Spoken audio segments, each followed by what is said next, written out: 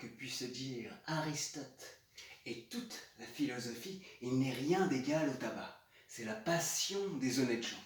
Et qui vit sans tabac n'est pas digne de vivre. Non seulement il réjouit et purge les cerveaux humains, mais encore il instruit les âmes à la vertu. Et l'on apprend avec lui à devenir honnête homme.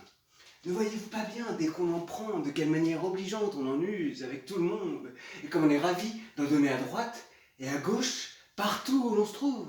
On n'attend pas même qu'on en demande et l'on court au devant du souhait des gens, tant il est vrai que le tabac inspire des sentiments d'honneur et de vertu à tous ceux qui en prennent.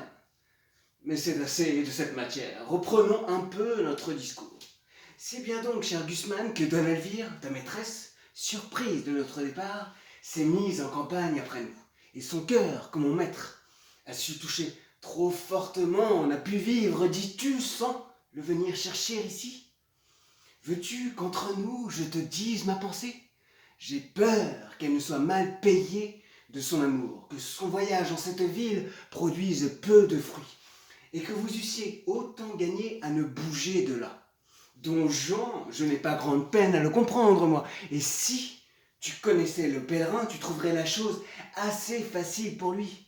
Je ne dis pas qu'il ait changé de sentiment pour Dona Elvire, je n'en ai point encore de certitude. Tu sais que par son ordre, je partis avant lui.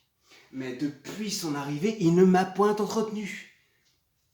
Et par précaution, je t'apprends internos que tu vois en Don Juan, mon maître, le plus grand scélérat que la terre ait jamais porté, un enragé, un chien, un diable, un turc, un hérétique qui ne croit ni ciel, ni enfer, ni loup-garou, qui passe cette vie en véritable bête brute, un pourceau des piqûres, un vrai sardanapale qui ferme l'oreille à toutes les remontrances qu'on lui peut faire et traite de billevesée tout ce que nous croyons. Tu me dis qu'il a épousé ta maîtresse? Crois qu'il aurait plus fait pour sa passion et qu'avec elle, il aurait encore épousé toi, son chien et son chat. Un mariage ne lui coûte rien à contracter. Il ne se sert point d'autre piège pour attraper les belles. Et c'est un épouseur à toutes mains.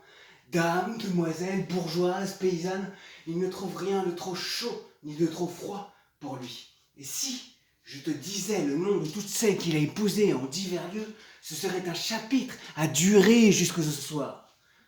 Tu demeures surpris et changes de couleur à ce discours. Mais ce n'est là qu'une ébauche du personnage. Et pour en achever le portrait, il faudrait bien d'autres coups de pinceau. Suffit qu'il faut que le courroux du ciel l'accable quelques jours